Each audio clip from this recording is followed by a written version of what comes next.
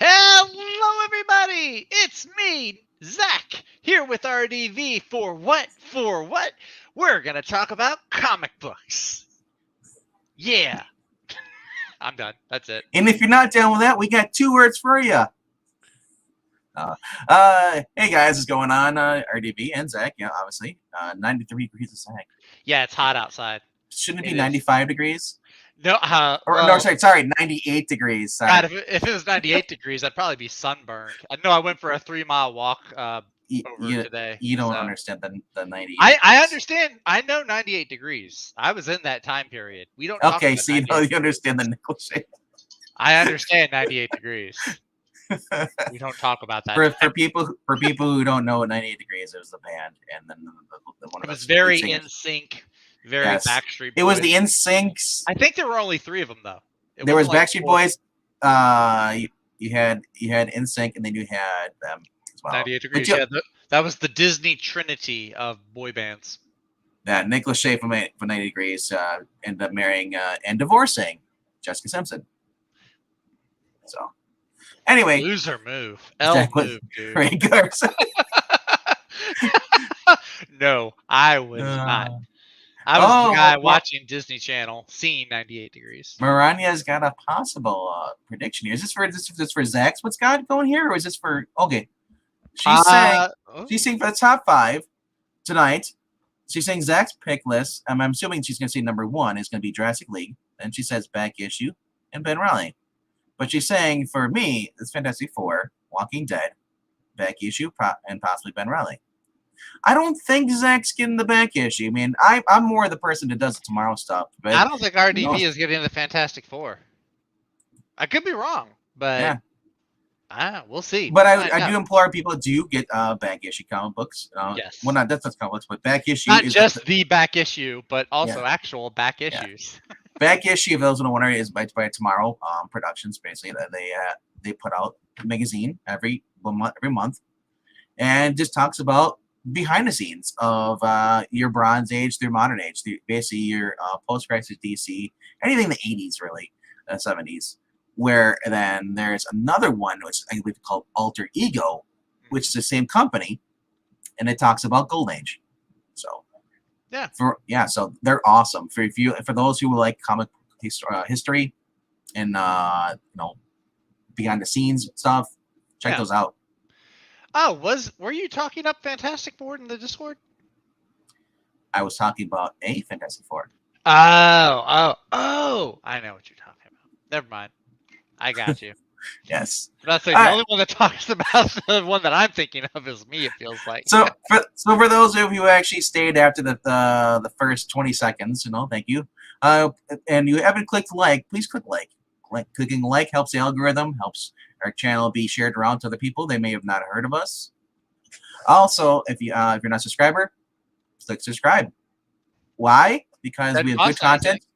This channel, we read on this channel. We read comic books. We add a lib to it. We have fun. We also do interviews. That's right. At 9 o'clock tonight, Central, we have Tim Lim on here. Those who know who Tim Lim is, he's the co-creator of Comic America. He's the artist on that book. So, who has an ongoing campaign? He'll be on there to talk about the book. That's at 9 p.m. Central. So, stay tuned for that. But let's get what we're here for. We're here to talk about the books that are coming out this week. Zach and I decided to take 5 books each from our pull list. So even though this is technically a top 10, this is my top 5 and his top 5 books. So we're going to count down the books. And hopefully you guys can count down along with us and show us your books. And for those who are watching this after this is aired, please leave your picks in the comment section down below, because Thursday night, we're going to talk about the books that we bought, and we'll be ranking the books as far as what we thought were the best books of the week. And hopefully our pull list reflects what we think is good in that order. Hopefully. All right. So without further ado, let's get right into this little shindig here. Woo! Right? And boom. All right. So I think it's your turn. Is it my turn to go first?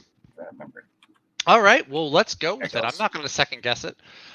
Yeah, we'll go along with it, and we'll start with my number 5. Now you're gonna have to go all the way down to the bottom of this because it is Is it Archie? definitely. It is not Archie. No, I'm actually surprised that Archie's at the bottom, as popular as it is. No, it's the very bottom row, second one from the left. Good, the bad, and the prehistoric. Really? Yeah, I saw cowboys and I saw dinosaurs. I just saw the yeah, I'm a very easy sell. It, cowboys, okay. Dinosaurs, wait. okay. Put them together, yes. But it's at the bottom of my top 5 just because I have no idea who the creative team is. Now we know your other name, Bassett. What's that? Bassett. This is not my book. I have no association with this. I'm not here to talk it up. You just said you love westerns and cowboys. I do. I love westerns and I love dinosaurs. So I also love the picture where the guy's riding a velociraptor. Looks like a moon behind him, but it's actually a dinosaur egg. That's actually pretty fun to me. But no, it's what can I say? It just intrigued me, and I'm curious about it. I don't know who's doing the writing, who's doing the drawing. It doesn't specify who's doing what. I'm just gonna be surprised when Rawhide comes in there and just hey. Rawhide or Kid Colt or the Two Go. Yeah, one of those guys shows up. No, I'm not familiar with the publisher. It's Cosmic Times. I'm not familiar with them, but it's a 3-issue miniseries, and I honestly don't know what to expect. It looks like a western. Kind of looks like it would be kind of like Shane from the synopsis. Synopsis says it's a very Wild West story as a chance encounter between a young boy named Joel and a con man named Cormac set in motion a chain of events that find them facing incredible obstacles and deadly foes. It's 6 guns and stegosauruses, and I mean, come on. Apparently Ingleton says he sold this at the auction. He didn't buy it. Oh my gosh, did he? How could you? This issue hadn't come out yet, though, has it? And welcome Angleton to the channel. Maybe it was a similar one. I don't know. It's just funny that because I remember this, but I'm like, has this come out already? Is this like a re-release? No. It was at the auction. They usually at the comic book cons, MegCons. You get a preview, and then it goes to publication. Oh, okay, yeah, okay. So it was like a MegaCon book, maybe. Yeah, they get the word out. Yeah, and then they okay. Oh well, I'm sorry I missed it then. Shoot, I could be talking about it already. $5 book there, bro. $5 for 24 pages seems a bit steep. Yep. Crowdfunding comic book. But he's kind of given his little review, says it was okay. Need to take time on world building. He's like, give me my $5, Zach. Pay up. No, but like I said, I don't even know if my LCS is gonna have this. I didn't set it up. My LCS, they have you can set up a pull list with them in person, but they also have a website they go through. I haven't done either with them, so I don't even know if they'll have this. But it is in the top 5 interest of the books that sound interesting to me. So hopefully I get to find it and check it out because, like I said, dinosaurs and cowboys. So you hear that, Angleton? Instead of calling him Zach Rich or Zach Richmond, we're going to call him Zach Bassett now. Zach Bassett. See how long that sticks around for. His name's on the cover, Look, I'm going to get my next box from England team with comics is going to be addressed to Zach Bassett. I guarantee. But yeah, that is my number 5. All right. My number 5 is a book I'm taking a chance on because I like the writer. And because, the reason that it's at 5 because I don't really know if this person can still write as well as they used to. So, Zach, with that description, you should know exactly what I'm going to. I should know? You should know. I'm going with New Fantastic Four, number 1. Oh, yeah. Well, we were just talking about this. Yes. An $8 book. $8. 84 pages. So it's like, okay, $1 every 10 pages. But yeah, I'm actually curious about this one. Because at first I thought it was like a new miniseries. Because how they did the Ben Reilly miniseries and the Venom mini. So I was like, okay, these are new stories. So, but I don't know if New Fantastic Four is that. So what are you thinking about this? Tell me your thoughts. I'm surprised there's not many more variants. There's got to be much more variants than this. That's true.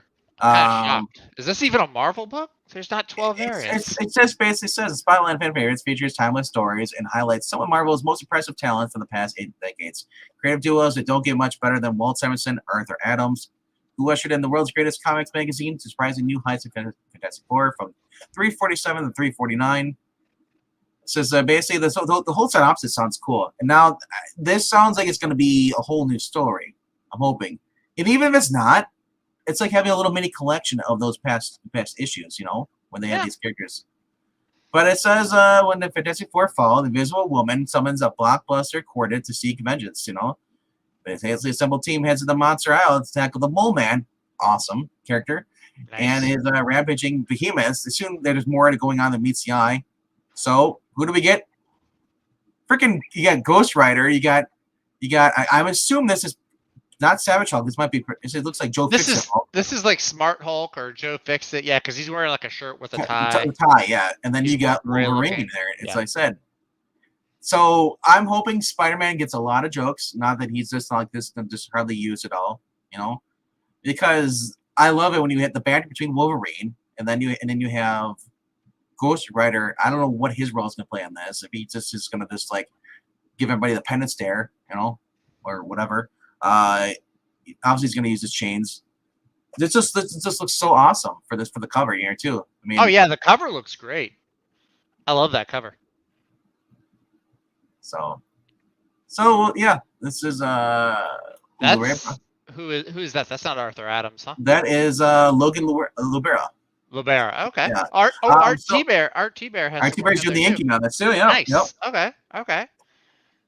Very cool. Moran, you said Fantastic Four. I think this is the one she meant. Yeah, she meant. So you should have said New Fantastic Four. Then you would have been right. Yeah. Sorry, she got 2 out of 3 words in the title. Right? Yeah. 2 out of 3. That's passing in my book. No. Walt Simonson, yes, great writer. Mm-hmm. I believe actually he's going to be on the Retro Respect. Isn't he writing that Incredible Hulk? No, that's take it back. That's sorry. I apologize. That's he was writing the Thor. He was writing Mighty Thor for a while. Yeah. I said, and I love the Searcher saga. He wrote. Yeah, that's what we were talking about. But I think we're doing the Incredible Hulk though, right? Incredible Hulk Bachelor Party. This Bachelor Thursday. Party. Yeah. Yes. I still need to read those too. I'm behind on my reading. Where Hulk's not the one that smashes. Rick does. And so apparently his fiance does too, but in the past on video. Brian says it's in the thumbnail, and you know darn well which one I meant. That's true. I'm not a Dan Slott Fantastic Four guy. Even though I did like the first couple of issues, I did read of that run, but I haven't gone back to any interest for it though. So anyway, hopefully Arthur Adams did the penciling on here. He's also a good artist as well. Yeah. I'm glad that Walt's is focusing on the writing and not doing the penciling, because I think that he focuses better on writing. Mm-hmm. So hopefully it turns out to be good. And that's my number 5. Awesome. Very cool. Very cool. All right. Well, my number 4 is going to be another Marvel book. Mine's going to be a little closer to the top. I think this one is on your top 5 as well. I think we had just talked about it. I'm going to be... Well, what? No. Oh, no. There's the X-Men tentacle porn. Not my Tom Taylor book. No. Actually, it's further down on the list than I thought it would be, I guess. The new Captain America, Sentinel of Liberty, number 1, comes out this week. And I haven't, it's a $5 book. It's a new number 1. I haven't read a Captain America book in a long time. But I can see kind of why you're interested in this, because it's Colin Kelly, who's doing an awesome job. Colin Kelly and Jackson Lansing. Yeah, the two of these guys are writing books like, it feels like every week this pair has a new book out. And it's not like, one's writing gigs. They're co-writing. So they have great ideas. They execute it well. Mm-hmm. Right now they're doing over in DC, they're doing the Batman Beyond Neo Gotham. There's the Batman Beyond. Yeah. They did. They're doing the Aquaman and Flash team up. I think it's called Void Song or something like that. They did Devil's Reign, the Winter Soldier tie-in. Captain America, Iron Man. Captain America and Iron Man. Yep, that was the one that they did. Uh, They're doing stuff all over the place. Aquaman, I think we had just said they did. yep. Gotham City Garage was one they did a little Now while this back. has multiple covers. The first cover right here. I'm looking at this. This looks cool. I like the first one a lot. Yeah. And then you got it looks like Crossbones on there. Yeah, I think so. I think it is Crossbones. I mean, if it was Red Skull, it'd be red though. But then all these, obviously, you're not getting the Pride variant. I don't know about any of these other ones. Scotty Young. The Scotty Young one's okay. I like the Scotty Young one. That is so cool. I liked his whole when Avengers versus X-Men was going on. Scotty Young did that whole one where he made them all X-babies and Avengers babies. That was fun. Tedesco 1 in 50 variant, which I guarantee none of the comic book shops have. You have to pre-order this. I don't know. I think my LCS has there's a customer. I don't know who he is personally, but one of the guys who works there. Cover, though. Look at that. That's like your 1940s, That's a beauty. Yeah, that is a beautiful cover. I do like the Stormbreakers one though. The Stormbreakers one is pretty cool. I thought that was Rob Liefeld at first. The film reel. Yeah. Oh, yeah. That is a big old barrel chest he's got. I do like it though with the film reel behind him though. That's the guy from The Incredibles, right? Mr. Incredible cosplaying as Captain America. Yeah, I never cared for the scale armor. I was just like, this looks like Aquaman. I like the scales. I do. There's when was it? I think it was back in Avengers versus X-Men. They actually used it in a cool way. Like Gambit would knock scales off of his armor and then use them like his playing cards. Yeah. I thought that. I mean, he used them against Cap, but still. He actually touched his whole entire suit, didn't he? I don't know if it was. I'd have to go back and reread it. I'm pretty sure it touched Captain America's suit and it caused it to charge up and explode, and Yeah, he might have done that. But yeah, no, like I was saying, this is the new #1. I haven't read anything offensively bad from Jackson Lansing and Colin Kelly, so that gives me at least. So I'm going in with like at least thinking it'll be a meh book at nothing offensive. Next, no, but pouches. Yeah, look at all those pouches. My God, he's a Rob Liefeld fan. No, the chest isn't big enough. But no, like I said, it's been a while since I've read a Captain America book. The last good run, and I never even finished the run, was of course the Ed Brubaker run. That one is actually kind of cool. I like how all the supporting characters Timely Comics. Yeah. All the different names are fit in there. Like you see like Nomad, Nick Fury, Diamond Head, Isaiah Bradley, Jack Kirby up there on the top right. So Joe Simon also on the top left. That's kind of cool. I do like that where all the different words are. Flag Smashers on here. Yep. Mm-hmm. Baron Strucker. MODOK. Yeah. All the villains. Villains and heroes are in there too. Shield and Red Skull. Yeah.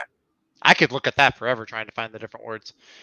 But yeah, Rick Remender. It looks cool. The interior artist, Carmen Canero. I haven't seen too much of her work, but it's not. I don't think it looks bad. It's got a more stylized look to it. She's worked most recently. She's done work on Miles Morales, Spider-Man. She did do some interior work on Captain Marvel.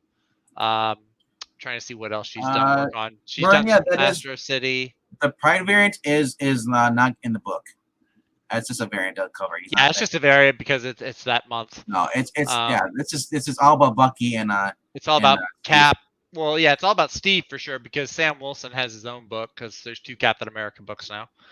But yeah, I'm looking forward to it. I think it could be at worst it'll be 5 out of 10 probably because like I said, I haven't read anything offensively bad from these writers. I can attest to Carmen Canero's art. I read Star.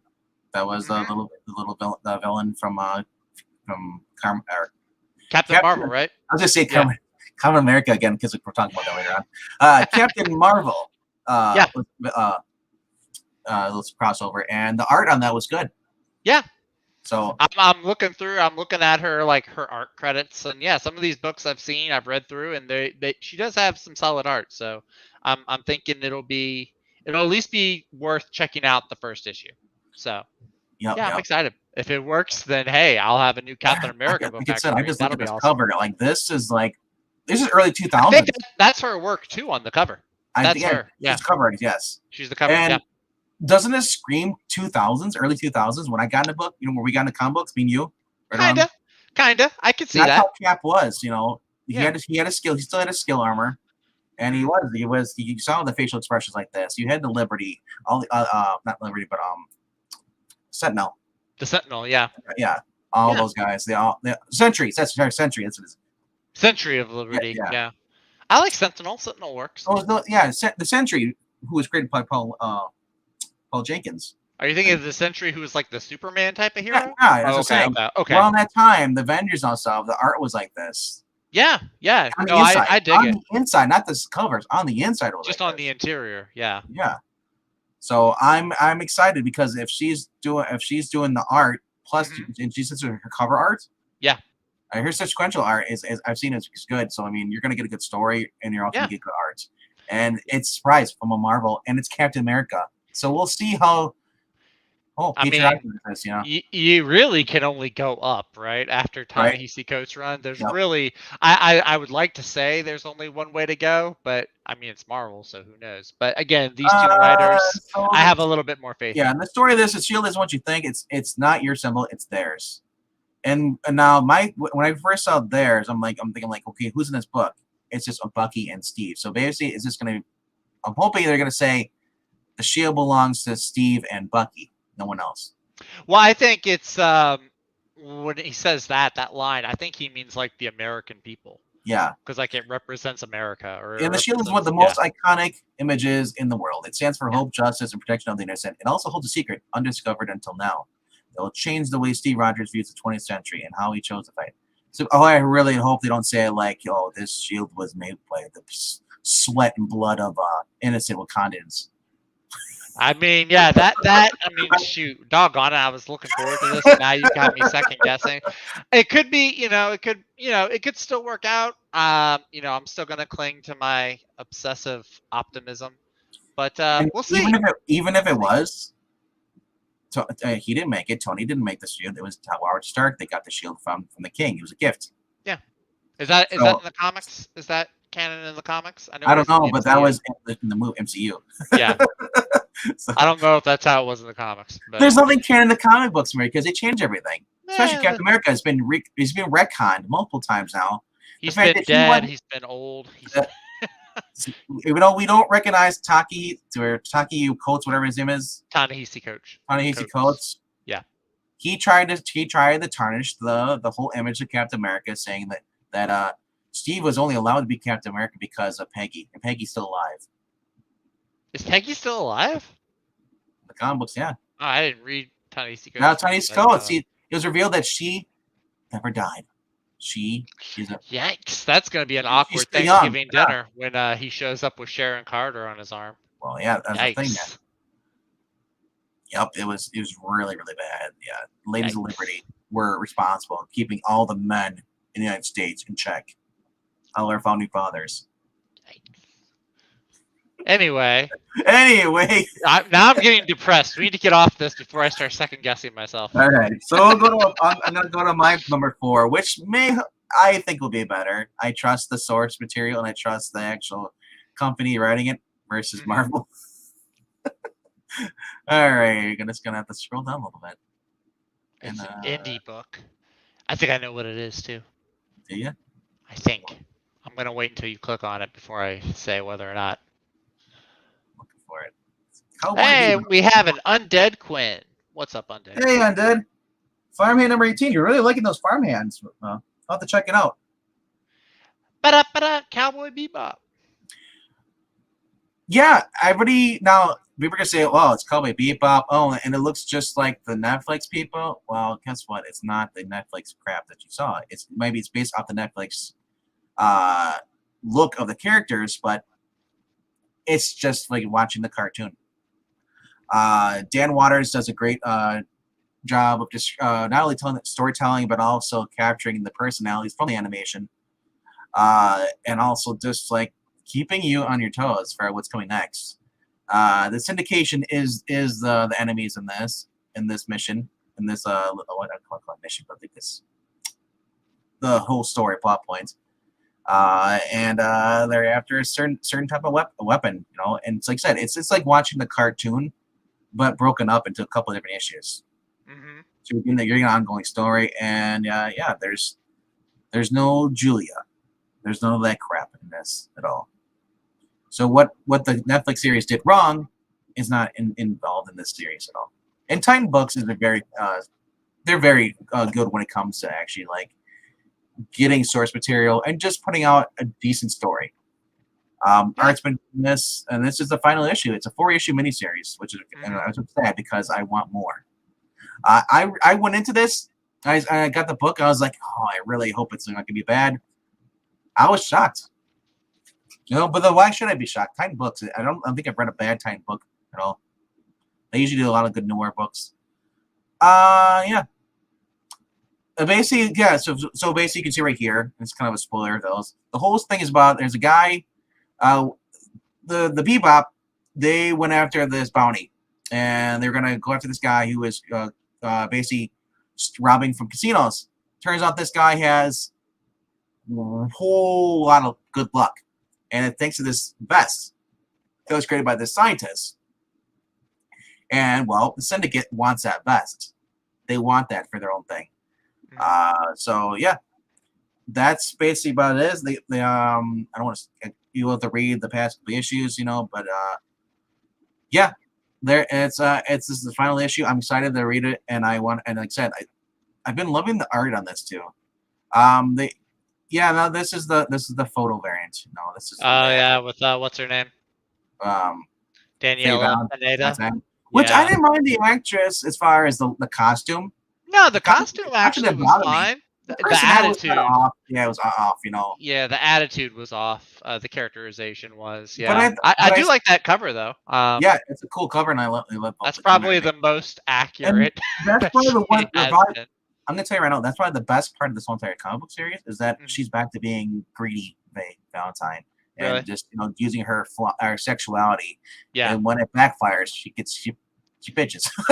Yeah. That's the Fae we wanted, Netflix. That's the Fae we want. Come on. And yeah, we have the other guy. Vicious. Okay. Yeah, Vicious. I was gonna ask you because I thought it was Vicious, but it didn't sound right because it's been a while since I've watched the series. The way they did Vicious just seemed weird to me in the show. Like Vicious seemed off, even more so than Julia. Vicious just seemed off. But yeah. What you gonna do? There's this blank sketch variant where you can take it to the artist and have him draw. That's interesting that it's red. I kind of like that. It's kind of like with the cartoon. You had different colors of bright color. Yeah. Oh yeah. That's cool. I take that. So now, for those of you who are going to see Frank Cho, have Frank Cho draw you Kobe Bebop. Heck yeah. Or Faye Valentine. It's Frank Cho. Valentine. How are you not going to have him draw Faye Valentine? Come on. Did you see his new artist cover today? No, I did not see it, but I'll go look at it later after the stream. You should. I'll just say, if we get a Frank Cho cover with Cowboy Bebop, and then just making fun of Spike, it's like Maranya would appreciate the new Frank Cho cover. Anyway, so that's my number 4. Let's jump on number 3. Number 3. We should do like big numbers that come up on the screen whenever we do that. My number. We have to do this offline then. You're right. We would have to, wouldn't we?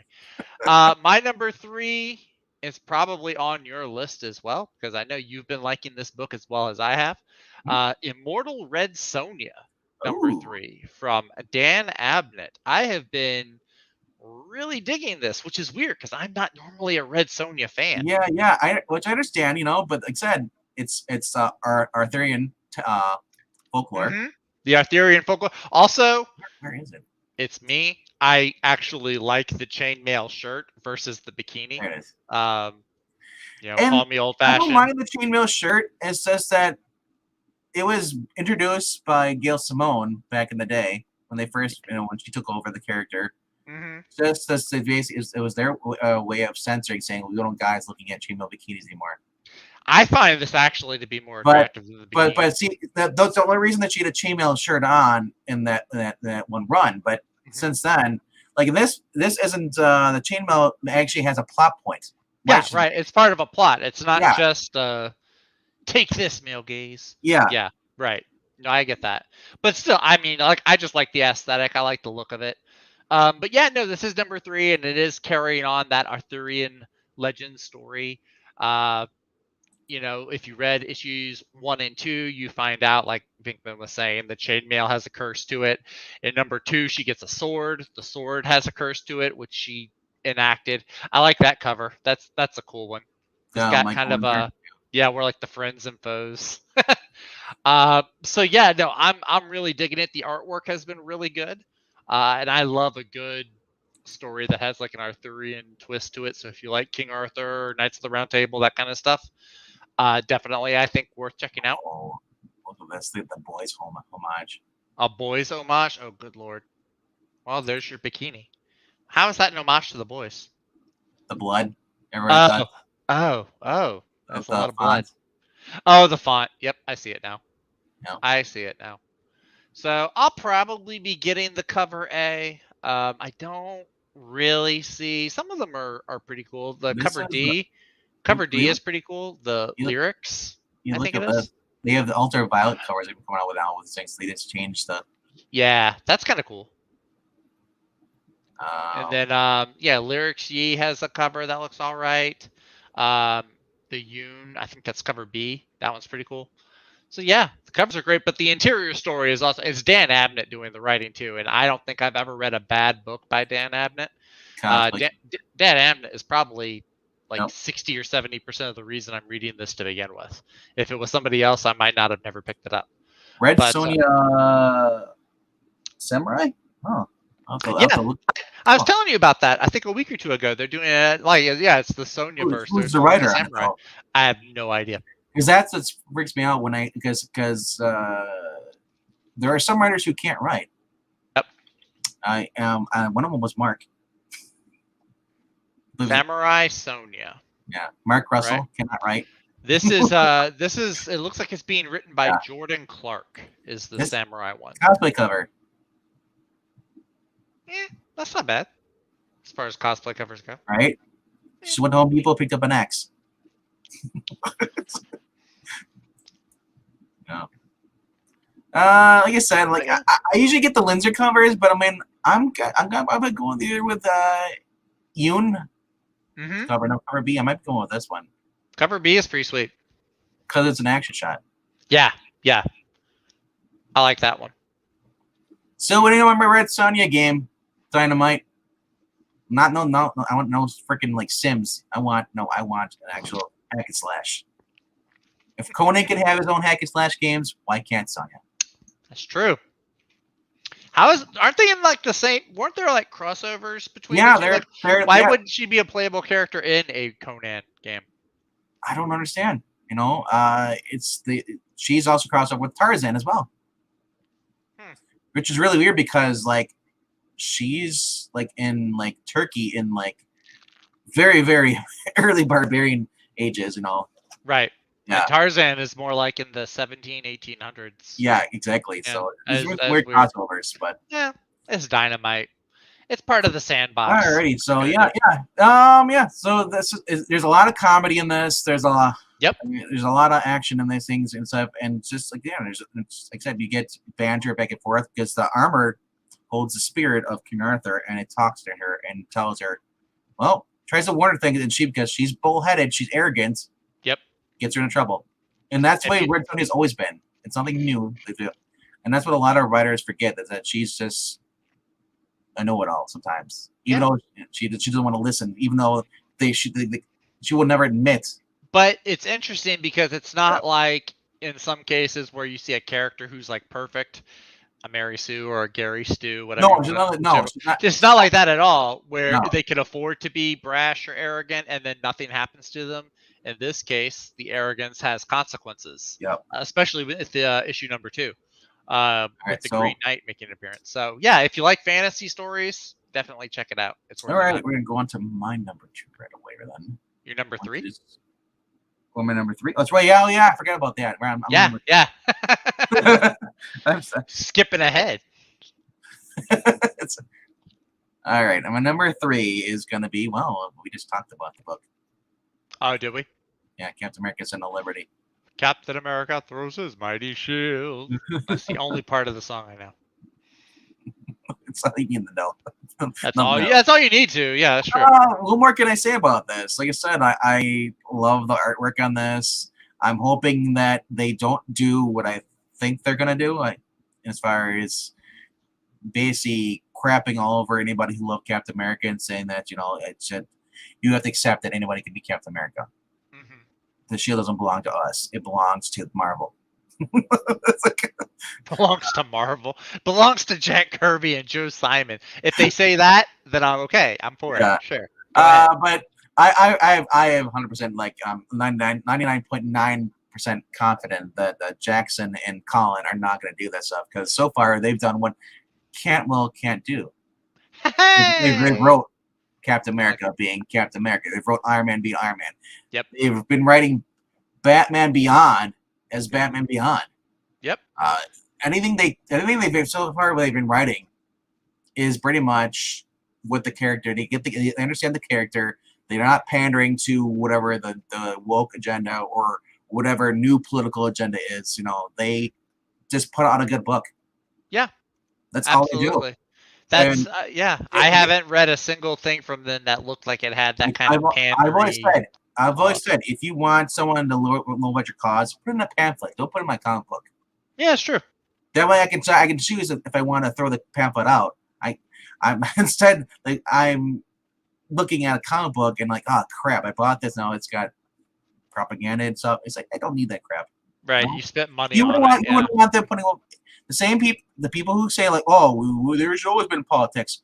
Well, would you probably complain if they start talking about Christ as your savior in these books? It's true. The same reason I don't want people talking about how Joe Biden's supposed to be my savior or I'm supposed to be environmentalist. I don't want that in my books. Exactly. I want Captain America knocking out Red Skull or AIM or, Arnim Zola. That's what I want. I want him throwing a shield and it's cutting through somebody. Okay, that's violent. That's a little too much, but sure.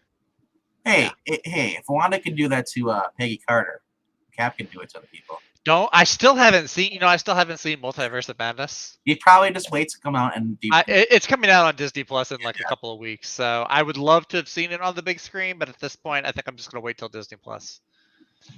when they edit it out so you can't see the guts. They edit out the blood. If they do that, then I'm gonna be pissed. All right, so like that's my number 3. Okay. And I hope you guys check this out too, because there aren't that many Captain America books up at Marvel, and there really aren't. I don't think there's probably been a Captain America book out since the Brubaker run. That's been. I mean, do you want Gwen versus? You want Gwen America, or do you want maybe the Fear Itself story that they did, which was really meant to promote the Thor movie. There are worse things coming out this week, like Iron Man. He's going to propose to his love. Didn't Hellcat propose first? Well, it's probably that's what we're led to believe, but it looks like he's going to be proposing to her in this issue. Tony. If they really wanted to, this is how I think they could do. If they wanted Tony to get married, there's better options than Hellcat. I would say whatever. Do the synergy with the movies. People love Tony and Pepper together. Just have them marry Pepper. Who wrote that? Where Pepper said "screw him" after Superior, was that Bendis? That's it, and then she maybe left? Maranya might know. Maranya's the Iron Man fan. That's what I would do though. If you really wanted Tony to get married, have it be with Pepper, because there's already, people know that from the movies. And so with normies, you're going to get more, oh, that's familiar. I'm okay with that. Hellcat's just a weird choice to me. Honestly, if they're going to put anything in Captain America book, you should have him giving a speech and saying how I'm Steve Rogers, I'm Captain America. Anybody else but take the shield better call himself something else, because otherwise it's copyright infringement. It's plagiarism. That's what Spider-Man said, didn't he? There's so many Spider Girls. I should get a trademark or something exactly. like that. Something that was actually through Bendis too. Funny enough. No, that was in Secret Wars. I think he said that when they first meet the Julia. Oh yeah, but he also regurgitated that. He did say that though in New Avengers. Was it like number 1, number 2, something like that? Yeah. All right. Maranya says, Bendis basically kicked Pepper booted Pepper in favor of using Mary Yeah, because Jane. they want to bring MJ in. That's just a weird choice to me. But Well, I mean, you had who was Dan Slott writing Superior Iron Man? was that Slott? I It can't wouldn't remember. surprise me if it was. I didn't read Superior Iron Man. I read the Axis crossover, but I didn't read any of the books. I forget. At this point, it doesn't make a difference because Superior should have been an Elseworld story. That was horrible. Yeah. It's just like having, for people who complain about having Ben Reilly for 2 years as Spider-Man and not seeing Peter Parker. Yeah. That's how I felt with having just Peter Parker not in control of his body and watching this writer just ruin his whole entire life. I actually, looking back, I kind of like Superior Spider-Man. But going back, I'll say this: Superior is better than the crap they're putting out now. That's true. At Superior Spider-Man, I did enjoy Superior Spider. At first, I hated it. Like as it was getting printed, I hated it. But looking back, I'm like, okay, it's not that bad. It was Ayler. That's what it was. We don't give the yeah, I didn't know he wrote Superior Iron Man. That's something. Yeah, I'm not surprised. He also wrote X-Men Red for those who like that the first time around. Yeah. Because X-Men Red here is not what we got from Ayler back in the day, where he just Yeah. Hey Ed Brewer, how you doing, man? All right, enough ranting. Enough ranting. We're done. We're done riffing on Iron Man. Number 2. My number 2 is gonna be Fantastic Four, the regular one, number 44. See, that's how I was wondering if you thought the Fantastic Four. No, see, that's me. I'm probably the only one around that's reading it because even though I don't like Dan Slott, the person, you're the Fantastic Four person. That's what I thought she would have thought you were, guy. Yeah. Like I said, I don't like Dan Slott, the person, but he is a master storyteller. And this run, if you're able to separate the writer from the writing, if you're able to do that separation, it is a really good book. And the event going on right now, Reckoning War, is just a really good sci-fi adventure story. Arthur Adams variant. Look at that. Cover. Yeah, that's a pretty cool cover with Sue Storm on it. Yeah, I dig that. The Doom. Oh yeah. Look at that. The Art Adams. Cool. That is a pretty cool one. I like that. Is his eyes? Look at his bloodshot. The eyes, yeah. The eyes are something about that. But that's cool. Yeah. But this is an oversized. They say it's an oversized issue. It's only 36 pages. I don't count that as oversized. But they say it's the final battle of the Reckoning War. So I don't know. This might be the final issue of the Reckoning War. So fate of Marvel Universe will be decided again, probably the 5th time this year. Nothing will, no matter who wins, nothing will ever be the same again. They put that at the end of every event. There will be consequences. There will be No, there won't, Marvel. There's no continuity. I don't buy it. The last time there were consequences to anything was Civil War, and I think even then the consequences have been dealt with. Since they make you work with Kim Basinger. Johnny, you're gonna burn those blinds. That's not realistic. As I talk about a superhero, they're fire retardants. That's what it is. So, but no, you're getting all of the Fantastic Four. You're getting Reed, Sue, Johnny, Ben. You're getting She-Hulk, Uatu, Silver Surfer, Nick Fury. Who it's been cool to see Nick Fury come back in this as the Unseen. I don't think I've read him in a book since Original Sin. So the hot cocoa. That is funny. I want to read the rest of this because he's put something inside the coffee or the hot cocoa. So this has just been a really fun story, and I've been when they announced that John Watts was no longer directing the new Fantastic Four movie. Yeah. My first thought, because I'm reading this book and I'm seeing how much the family unit is being involved and in the relationship and everything, my first thought was get Brad Bird, the guy who directed The Incredibles. That guy seems tailor-made for a Fantastic Four movie. How's the art by Rachel Stott? The art has been great. Rachel Stott, I have no complaints. Her art it's been great from what I've seen of it. Let me see if I can pull some up. The last issue I think had I'm thinking of Reckoning War. Some of it's been Valerio Shitty. I don't want to say what I think it's pronounced. I think it's pronounced shitty. I hope it's not. Stott's artwork has been good. It hasn't been I just realized this. Oh no, it's a Salon Stott connection. Stott, yeah. There's a rhyme. It's actually his wife, but she doesn't identify as me. Just change the letter. Nobody will know. No. But no, her art has Uh, been good though. It's got a good feel to it. It's got a good look to it. It's not it's not something crazy. It's not Yeah. like Riley Rosmo, or it's not super grim or serious. It's got a sleek look to it, which works because it's a sci-fi story. All of these stories pretty much are taking place in outer space. There's aliens and Badoon and Yeah. wars. So it works. The art works for this type of story. So yeah, if you like Fantastic Four, and like I said, if you're able to separate Dan Slott the person from Dan Slott the storyteller, Right. I think that you would really enjoy this. I disagree with Maranya. I do like Valerio Schiti a lot. He did the art for Bendis's Guardians of the Galaxy run, and I actually really dig So Bendis's run. So basically, what she's saying, he didn't do so well on Iron Man, but you're saying he did Iron Man, but on yeah, Fantastic Four and also on Guardians of the Galaxy. Fantastic Four. I think he does better in sci-fi. Yeah. His look does have a much more out there sci-fi That's kind of a vibe how to it. feel about Jacques. He does great when he goes like snow cover. Like he worked with Jeff Lemire doing Snow Angels. Mm-hmm. That was all awesome. He did like the bladed stuff. So when you see him, like in he has that other one that by the new Batman Black Label magazine. I'll ever continue it. Yeah. But that was done really well too on art that. But some artists do good things for different. Some artists work better under different genres. So. I just remind you to be glad you're not getting Fred Hembeck. It's true. That is true. Yeah, you can be Fred Hembeck doing all your Iron Man stuff. But yeah, this is my number 2. Like I said, I've been enjoying it since I took a break from Fantastic Four when Dan Slott first went on, and then I kind of started dipping my toes back in it. Actually, really, I've been enjoying it. He actually, for somebody that is as ugly as he is on Twitter, he actually gets like the family unit and how they relate to each other. He gets that really well. So it's really bizarre. When he first started writing this, was it 2016? Was it? 17? No, not 16. That's 18. 18. That's 18. Yeah.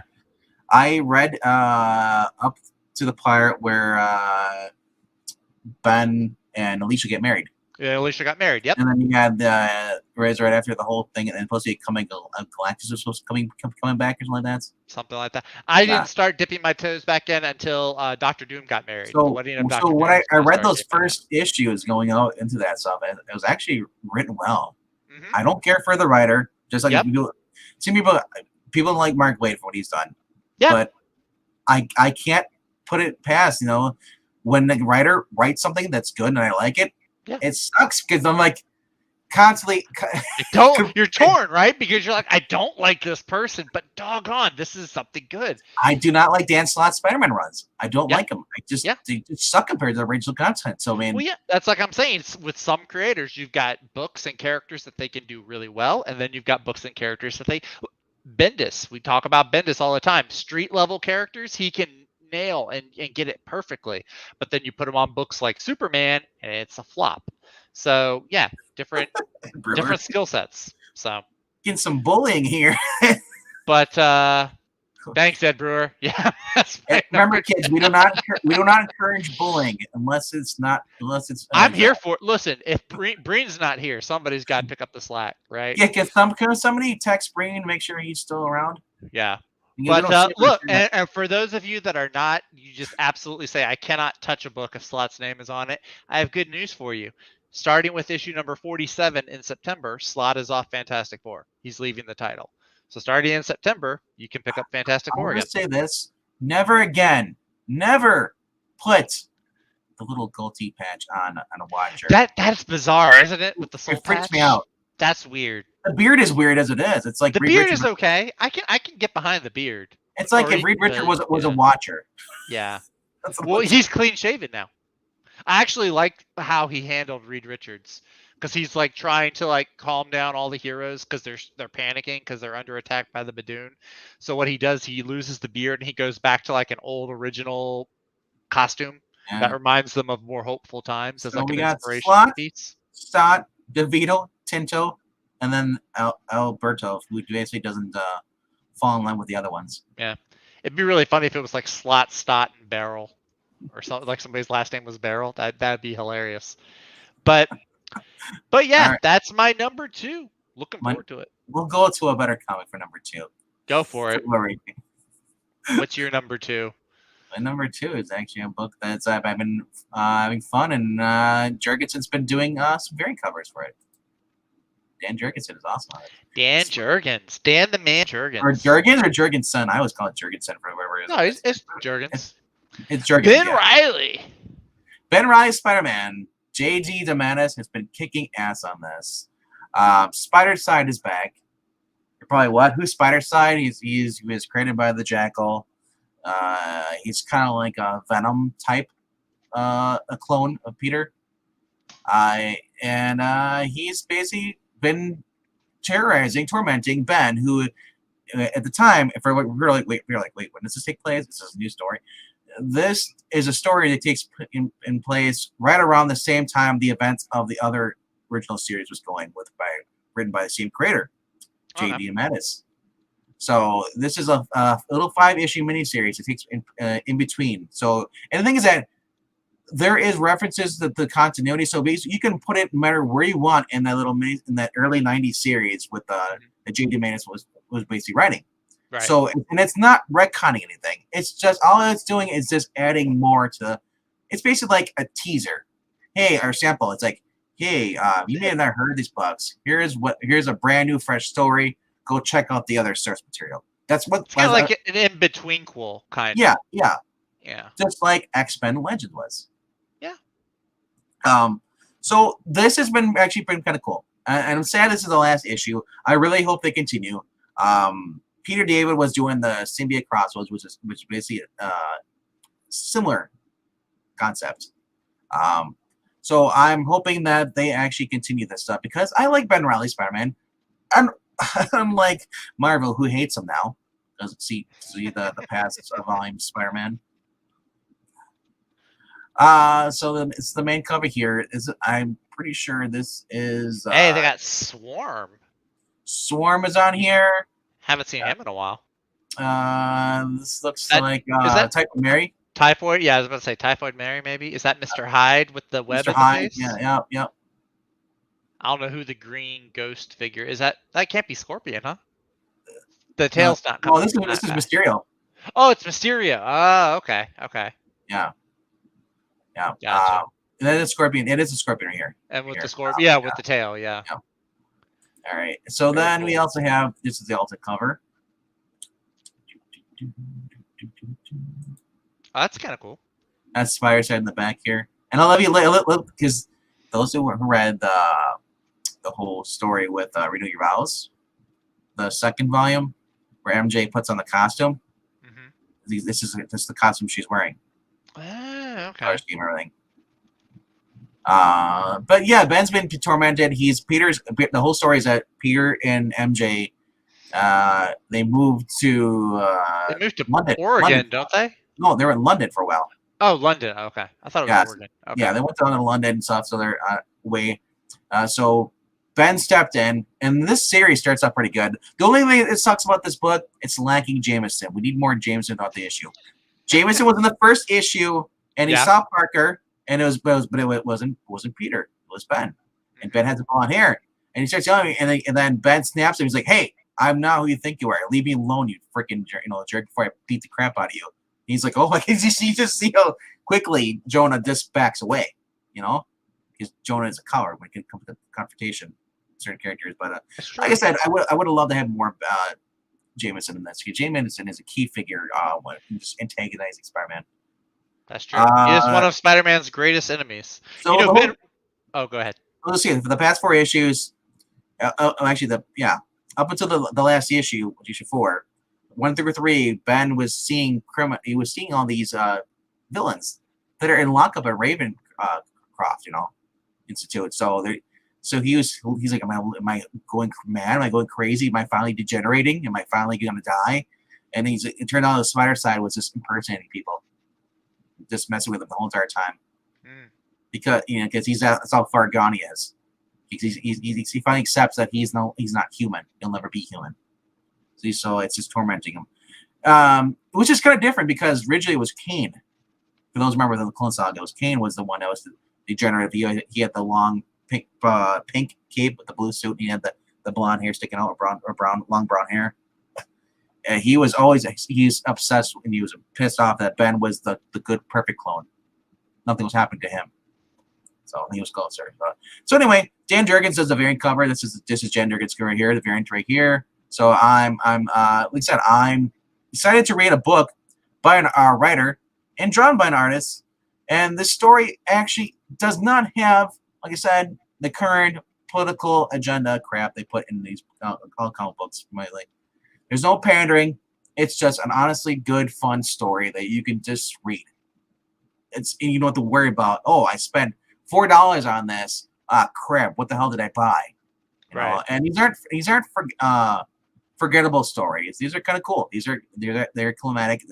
And if you were a fan of Ben Reilly, this is the Ben Reilly you remember reading. So right on. Very cool. Maranya, if you really thought that I wasn't going to get this book, you didn't know me at all. Who are you? He's a Skrull. Yeah. All right. Yeah. They're deleted scenes for movies, basically. That's the perfect way to describe them.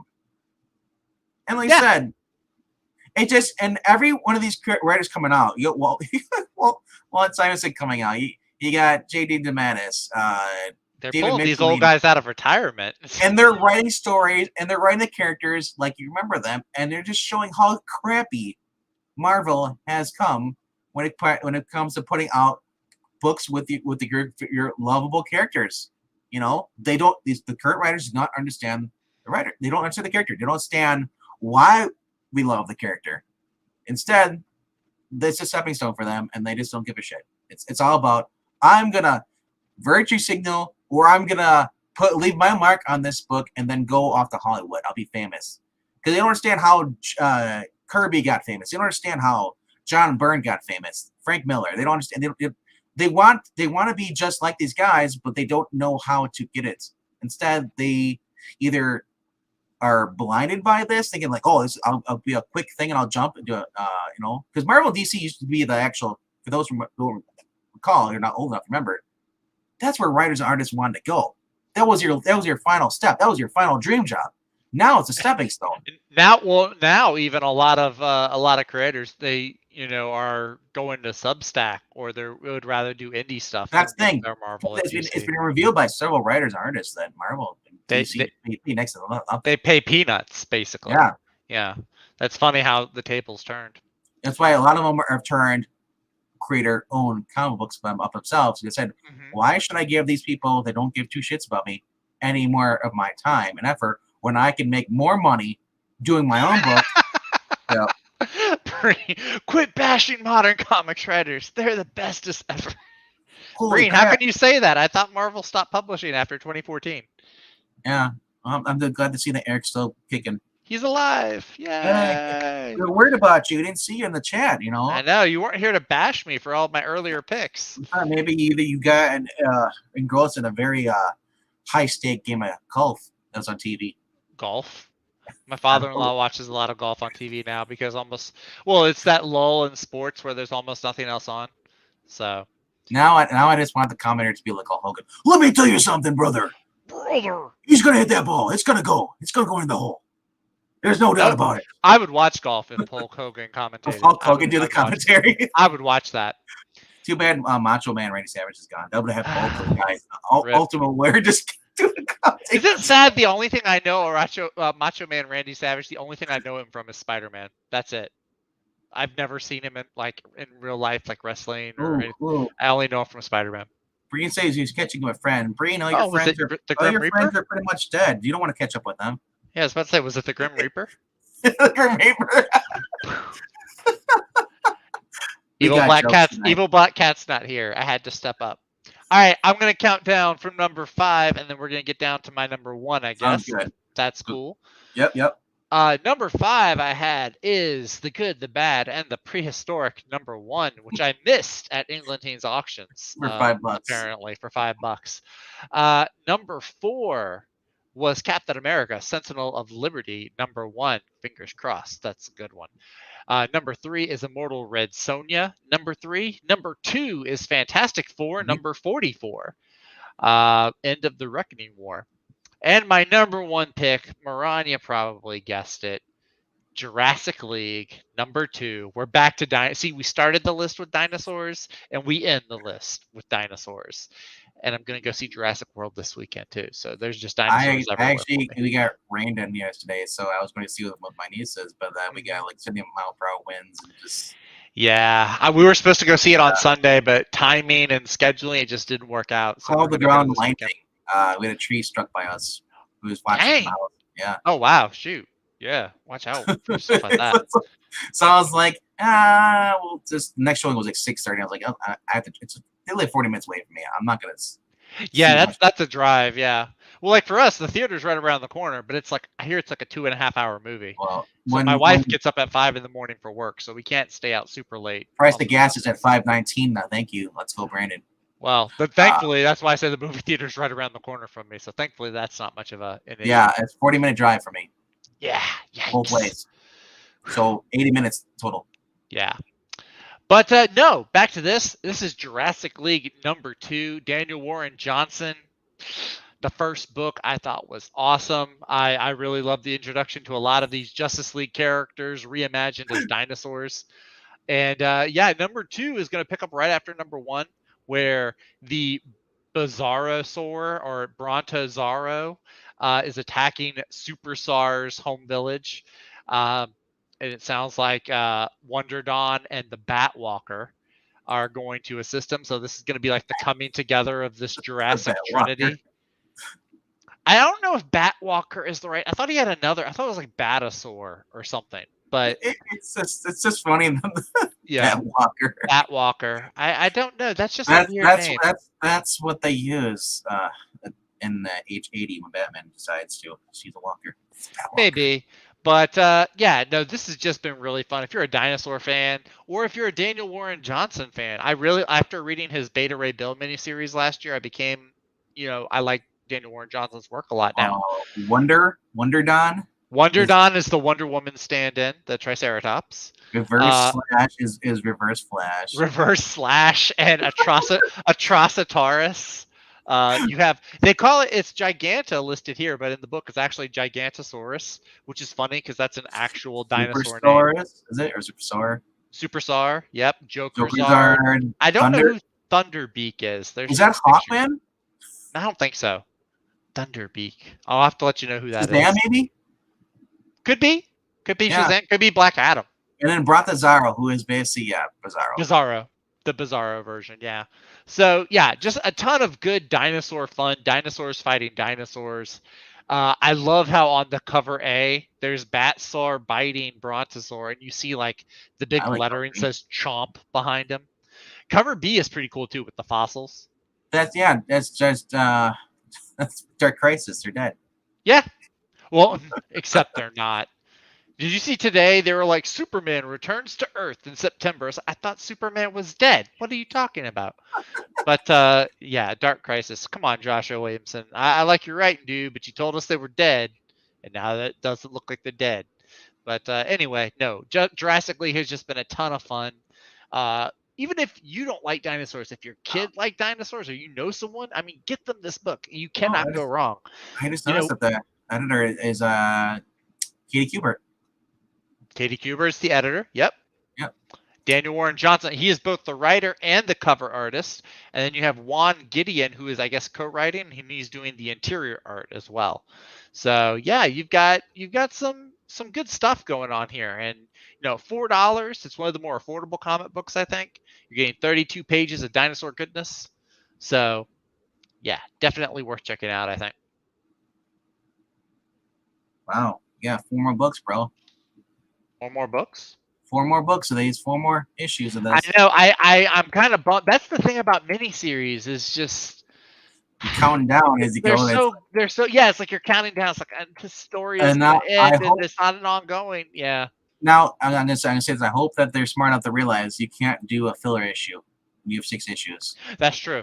You can't really do one if it's I'm hoping that it hits like enough fans and enough readers buy it, because some of these miniseries they do come back and do sequel series for. Like if you look over at Marvel, there was the Avengers. I think it was Mech Oh. Strike or Strike Mech, where it was like Pacific Rim but with Avengers. That's getting a sequel series. Of course, Sean Gordon Murphy's Murphyverse has got a whole bunch of sequel series. I was hoping that they maybe connecting covers, but it's not. Yeah, no connecting covers here, but that would have been great. Like this art style here. Yeah, it'd be cool for a poster. Like Yeah. Marty said, it's 70s, you know. Yeah, So, it does kind of have with the like colors poster. and everything. Yeah, it's got kind of a psychedelic look. But Undead Quinn, I have not seen Do a Power Mom. I'm just now looking it up. That's another Daniel Warren Johnson book. It looks like. So I may have to check that one out. It's a little bit more supernatural looking than most of the stuff I read. But I only do power bombs when I'm wrestling. Yeah, it's supernatural Well, it's a supernatural wrestling book. So that's why. But I'm bringing that up now. But anyway, that's my number one pick. The one I am most excited to read. All right, I will read off my 5 through 2, and then we'll get to number 1. Woohoo! All right, number 5 was a new Fantastic Four by Walt Simonson, issue number 1, Cowboy Bebop, number 4. We have my third pick was Captain America, Sentinel of Liberty, issue 1. Number 2 was we just saw Ben Reilly Spider-Man, and number 1 is obvious because I haven't talked about it yet. Is Immortal Red Sonja. This has been much needed distraction, and not because of the cover and all that. I'm talking about because the main book right now sucks. Mirka Andolph, I'm sorry. I guess she does. She also writes Sweet Paprika, from my understanding. Correct me if I'm wrong.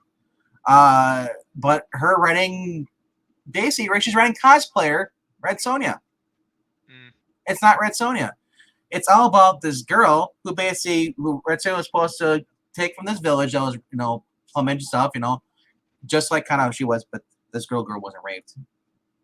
But basically, it's similar. So basically, after this, the warlords came in. She's supposed to take this girl to her rightful parents and drop her off there. But this little girl on the way, starts calling her mom, like I'm not your mother. But she's, and it just got to the point where I was just like, I just can't stand anymore. Red Sonja gets captured by the villain, this evil, cannibalistic, good-looking babe. Yes, the art's good. I'll give you that. But this girl has to go team up with this group of orphans, this pickpocketing thief, who at first I thought was a boy, turned out to be a girl, who says, well, because guys get better treated in this area than girls do, so I cut my hair off. Okay, I'll go with that. I'll give you a stretch on that. You can go, as far as, okay, that's probably, that's true, probably, because it's barbaric times, I wouldn't be a girl in that time, nor would I be good with a girl at all, because it'd be weird. Anyway, going back to that, though, so basically, kids are saving Red Sonja, who's supposed to be the most formidable, the best person, blessed by the goddess, who is able to basically take out and outthink any man, woman, or fighter on, when she comes across, with limitations, and everybody forgets that when she gets cut, she has basically not Wolverine level, but she has Deadpool kind of level, regenerating healing. She has a healing factor. These people don't realize this. Not a point where she cut her limb off and she can reattach it and all like that. But if she gets cut, within a matter of hours, it's healed up. That was part of the gifts, but a lot of things been ignored. I said Red Sonja has been, as far as the Mortal Red Sonja, it's just been fun. And you can tell because Dan Abnett actually knows how to write. Dan Abnett did all, he also was writing, if he still is, he was writing the Project Superpower stuff. He was writing Aquaman for a while. Yeah. Over at DC. Mm-hmm. Of course, he was behind like all the good cosmic stuff Marvel was doing back in the early 2000s. Dan Abnett with Andy Lanning. I'll just what I've been told by other people: don't buy a book based because you like the person who's writing it. As much as I love Dan Abnett, I usually write it because the source material, what's and so in this sense, even though I do like Dan Abnett, I don't buy every Dan Abnett book because there might be a book out there that I may not like by him. Mm-hmm. But I'll tell you this though. He's wrote so many books that I trust him versus Joe Schmo puts out a book. Oh, I like the character. I'm gonna go read the character, and then I found out the book sucks. Do your research, but also don't take my word. Don't take exact word. Don't because somebody says don't buy this book because this writer is a nasty person. Mark Waid is a horrible person, but Mark Waid can write when he wants to write. He's proven it on World's Finest. You know, he's written Mark Waid back in the 90s. He wrote Wally West. You know, wrote The Flash. That's true. He said, do your own research, and you know and just stick with what you like. Don't let people discourage you. If you like something else, you know, if somebody doesn't like, you go, how can you like this? Or this person was written by this person who's associated with this person. How could you buy this crap? And it's like, you know, it's like, dude, I like what I like. You shouldn't have to justify anything you like. Sorry. That's why I look at it. And that's my little speech for that tonight. And all right, I'm gonna take your soapbox away. Well, and I thought Breen was saying I'm weird. No, Zach was weird. I was like, how dare you, old man? He found my Twitter where I was like, biscuits and gravy are gross, and so I put all these things that go better with biscuits, and he says, you know, cheese and butter, or cheese or butter. And I was like, okay, butter, yes. Cheese is just no. I've never heard of cheese. Well, no, I've heard people that actually cut open like dinner rolls, cut them open like the biscuit stuff. Yeah, they cut open, they put ham and cheese on there or an egg.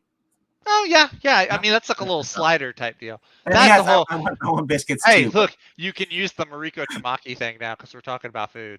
Now I want to go with biscuits and gravy. I just had some sliders and fries for dinner, and y'all gonna make me hungry again. I haven't eaten yet. Oh, sorry about that. I gotta eat between the streams, so yeah. So this is my number one. Streams. This is my number one. This is so and this book, the writing in this improves over everything else that's coming out this week. I pretty think it's going to hold up and still be the best. It definitely is one of the more enjoyable books whenever I pull it. There were other books on my pull list that I did not mention. They were in my top 5, but and it's always interesting because sometimes my top 5 turns out to be not the best books. There might be books out there that aren't my top 5. Yeah. Funny how comic books work like that. You think it's weird. Going to be good, and then it turns out to suck.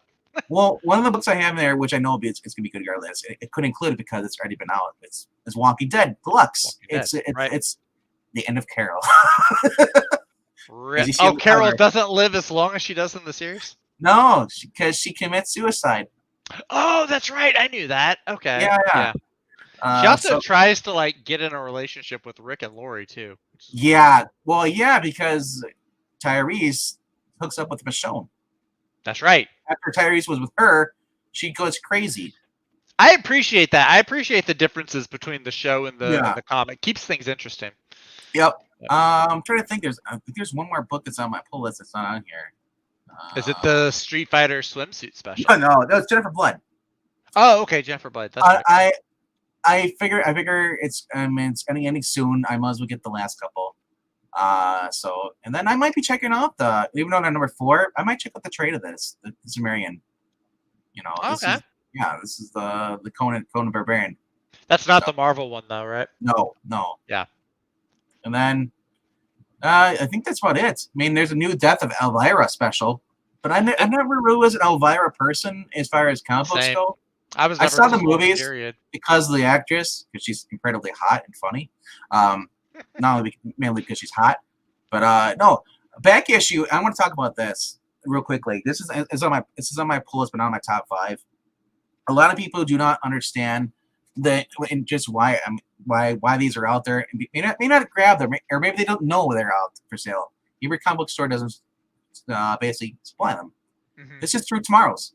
You can look up their website. They do the Bronze Age comic age. No, Bronze Age through I'd say 80s. I guess 80s is Bronze Age. I guess. I think early 80s. Yeah, counts as Bronze Age. Yeah. And like I said, this is awesome. I mean, look at this. I got the Spider-Man comic book strip is their focus on this week for this issue. And I understand now you're probably like, well, it's $11. But no, look what else you get. It's like a big old full magazine, though. Yeah. DC's World's Greatest Superheroes. Kramer and Cray's Richie Rich. Charlton comic strip tie-ins. And then Menominee Falls, Gazette, and more. Menominee Falls is Wisconsin. So that's even more incentive. Like, wait. So I get to learn about stuff that I didn't really know about. But I'm also getting it for a good value, and these are collectible issues. I'm not saying they resell for a lot of money, but I'm saying it's like if you're a comic book nerd and you want to learn about basically not the back issue, but basically about the whole backstory and stories you may not have heard from the writers themselves, the articles written there, or people who were there at the process of making this story. There might be some. So Paul Kupperberg has written some stuff on this too as well, and there's just so much stuff in here. I wish I would have discovered this 124 issues ago, because I've been collecting like the last couple 8 or 10 or whatever, and I've just been happy that I discovered this because there's so much stuff that I didn't know about comic books. I've been learning about that. I also learn about through Breen as well, and sometimes Ingleton when Breen's not there. Like I said, like this is awesome. You get Starhawk, Star Trek, Mike Gross, Tarzan. I mean, it's just awesome. It's probably the work of Gene Colan, Archie Goodwin, Gil Kane. Yes, the no shots. Warren Kremer, Stan Lee. I guess I can say Jorge Longar, John Romita, Rick Thomas, George Tuska, and more. Mm-hmm. I said, and then you got the comic strip montage cover is by Romita, who I still say is the best Spider-Man artist you'll ever have. Senior or junior? Senior. Oh, okay. I don't. When I say Romita, I'm not talking about junior. I'm saying Romita. Yeah. I got because in my eyes, junior can hit the bricks. You can go kick rocks. But yeah, definitely check out this stuff. Even if you don't like what's coming out currently now, this is cool. They have, they don't necessarily have Marvel stuff. They have DC comic books in here. Like I said, all different kind of different comic books information on here. And then if you don't like this, there's Alter Ego, like I said, for Golden Age. That's cool too. Golden Age Marvel, Golden Age DC, Golden Age in general books, heroes, stories, and all that stuff. By it's $10, man, and you can go on their website and you can have it directly shipped to your house. So that's my plug for that. And I think we're pretty much about it. I think we pretty much talked about a lot of it. There wasn't very much this week at all. It's very kind of Moon Knight. People were like, "Why didn't you get the Moon Knight?" Because it's not the Jed McKay Moon Knight. It's the Black, White, and Blood anthology. And it's not any writers that I really recognize. Yeah, well, Benjamin Percy. But Benjamin Percy. That's not enough for me to justify the money to pick it up. In these tough financial times, I am once again trimming my comic list down. Just 3 years ago, I would have been getting Iron Man. I would have been getting Superman. I would have been getting Batman. But but look at the crap they got here. Yeah. This isn't Superman. This isn't Batman. This isn't my Iron Man. I wouldn't be picking up any of those. They ruined Gwen. Well, that's not Gwen Stacy. Gwen Stacy is still dead. That's an alternate Gwen Stacy. Yeah. It's just normal Gwen Stacy, but but it's an alternate. But I'm just saying the story is not even. It's just her going through the multiverse. I got you on Dead. I'd rather watch Loki. I got you on Dead Quinn. So we said his we started with him. He started with his number 4 and his number 5. His number 4. So Undead Quinn, he said his number 5 is Farmhand number 18. His number 4 is Alice Ever After 3, number 3. And then I think I missed your number 3. Here it is. Number 3 is the Sandman Universe Nightmare Country, number 3. Undead Quinn's number 2 is Do a Power Bomb, number 1. That's the other Daniel Warren Johnson book he was talking about. And then his number 1 book is Image Comics, The Bone Orchard Mythos Passageway. Oh, it's a hardcover. Oh, nice. Okay, it's a hardcover collection. Right on. Yeah, I forget that the hardcovers and the trades, they do releases on New Comic Book Day too. Yeah. A lot of them are usually $125 because they're on the business. Yeah, that's yeah. I was like, I'm trimming down just my floppy list. I don't know if I'm getting a trade. What kills me is this: I would be reading Spider-Man 2099 a heartbeat, but just keep Orlando. I just don't care for seeing Orlando stuff. I just maybe it's a good book. Maybe when it's finally over, I'll take a gander at it, and maybe it's actually good. But yeah, maybe but just like with the collections, like there's just so much money right now. It's just like you don't want to spend that much money and then take a chance. Like if it's a new writer, like if Steve Orlando has like a trade or a hardcover, you don't want to drop the money for that and then most of find the out books it's terrible he writing. Here's the books he was talking about: his Farmhand, Alice Ever After, Do a Power Bomb. A power bomb. It sounds. Don't you just think of that guy from Star Fox when you say that? Yeah, yeah. That's The funny. rabbit guy. The rabbit Pepper or whatever. Yeah. Do a barrel roll. Every time I play it, it's like I'm just like, shut up, dude. I know what I'm doing. Right. The one book you should not be getting is DC Pride Tim Drake Special One, because you'll just ruin you. There's just no need for that. Yeah. Unless Tim becomes a villain and starts killing people. No, they're not gonna do that. Are you kidding me? Not in June. Poison Ivy did it. Wait until the new Titans United series comes out. Then you can get a book with Tim Drake in it. Anybody picking up Bunny Mask, the new stuff, or even Naomi? Is anybody even reading that? As I talk to crickets. I don't think even the crickets are. Bloods Again at Season 1, Episode 2. Undiscovered Country. Ooh, Destiny Man Special. That's kind of cool. They got a little on there. I was reading Angel back in the day. I'm surprised they're only in issue 6. It's been like a year. Must have been a hiatus. Yeah, must have. Star Trek. Don't care about that. But you're getting 2. Is that it? Here's 2000 AD, and it has the Judge Dredd on there. But then I saw there's actually a Judge Dredd thing down here. Where did I see that? Where's it up further up? Show Judge Dredd on the cover as well. Oh, here, there's Judge Dredd magazine. Ah, okay. And they show his partner, Psychic. No, that's another book we should probably dabble into on the channel. Is Judge Dredd. I've never watched or read anything with Judge Dredd. Undead said Quinny's getting the bunny mask. Oh, awesome. Nice. Very cool. Pick up the Archie. If you guys are looking for one book to get this week, get Archie. The best Archie comic ever. I love Archie stuff. I've never read an Archie book where it says like, oh, and it's by Fred Van Lente. You know what? I actually might pick this up.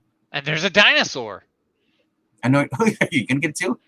Maybe. I don't know. Maybe. Hey, I'm a dinosaur fan. Awesome. So yeah, Tim Steele's on it.